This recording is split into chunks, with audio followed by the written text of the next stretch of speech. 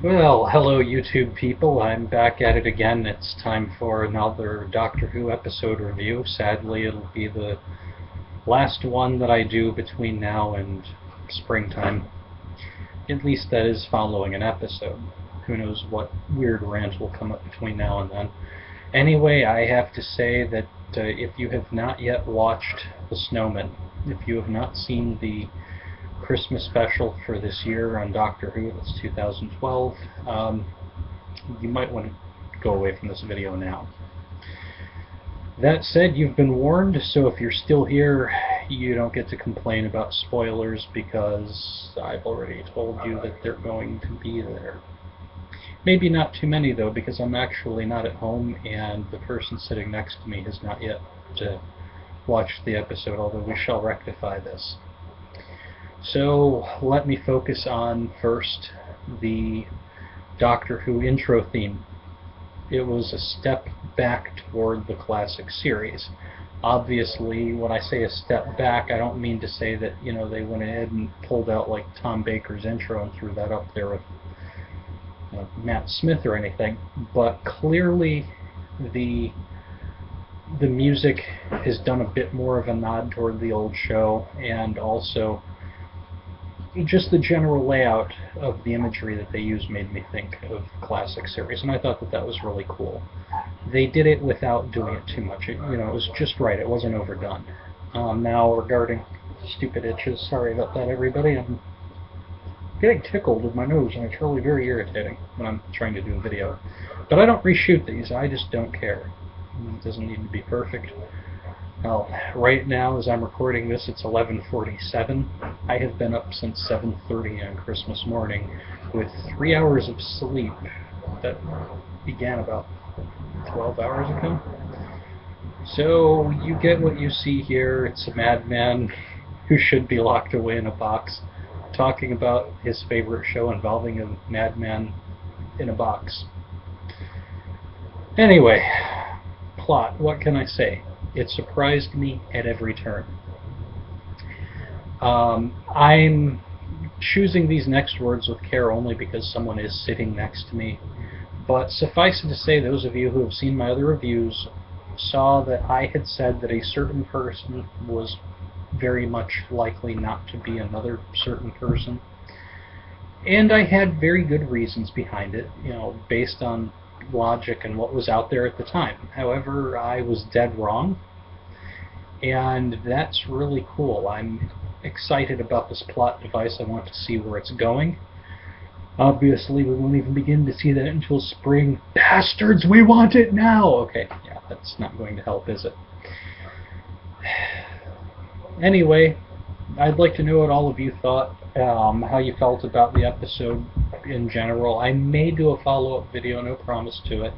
Again, it's just that I've got someone next to me, but anyone who's savvy enough and who watches Doctor Who will know exactly what I meant when I said that a certain somebody is indeed a certain somebody else, and was not, as it turns out, not that somebody else.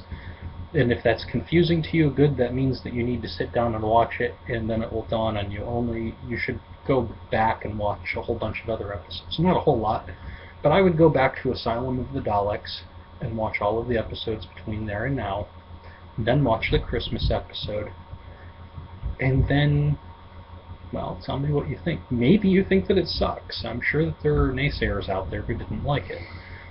I saw people saying that the new TARDIS interior looked like crap and that a 7-year-old could have designed it better.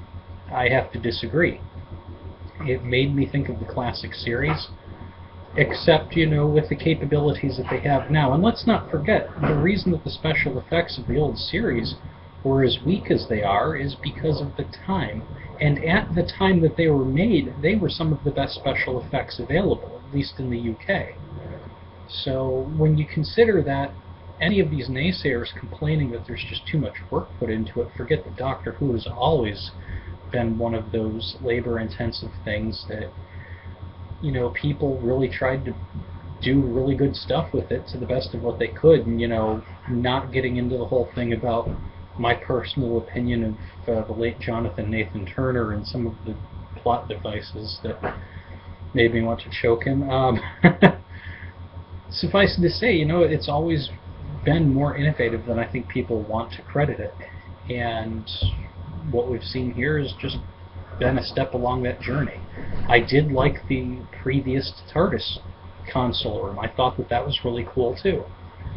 But this is a welcome change. It's different in a way that for fans of the older series like myself as well as the new, there's something there to remind us of what we used to watch without getting back to special effects where, firecrackers and tinfoil is supposed to be an explosion. So, I don't see a reason to complain. Not saying that you can't, but I don't see a reason for it. And as far as other things that have yet to be determined, well, we can only wait until they come out. I had some questions when I saw some of the snippets of the new episodes. Of course, that's the whole point. They don't want to throw a ton of spoilers out there. But one picture kind of looked like the Doctor might have been partially cyber-converted.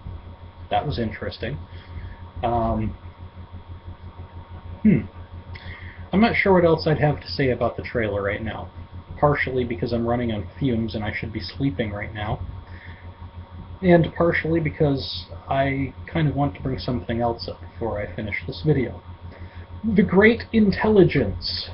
For those of you who have watched older episodes, and by older I'm talking Patrick Troughton era, the Second Doctor, the Great Intelligence was the power behind the Yeti. Now, in the prior episodes, going all of the way back there, as I recall, the Yeti was powered by this thing, this great intelligence, that was a disembodied force. Now, it has been a long time since I've watched it. In fact, now I'm tempted to go dig up the episode, and I may do that later today. But is it possible? Remember the 11th Doctor, when he sees the name the Great Intelligence, says, Great Intelligence. Now, that's familiar for some reason. Well, the most obvious thing is that this is some sort of a sequel to the Yeti or a side episode. I actually think that it's a prequel because of the time period in which this takes place as opposed to the time period in which the Yeti takes place. I think that the Doctor's actions in this episode ultimately trapped the Great Intelligence on Earth, and the plots that it was hatching in the episode of Patrick Troughton, even though they were his Doctor's first encounter with the Great Intelligence, they were not the Great Intelligence's first encounter with the Doctor.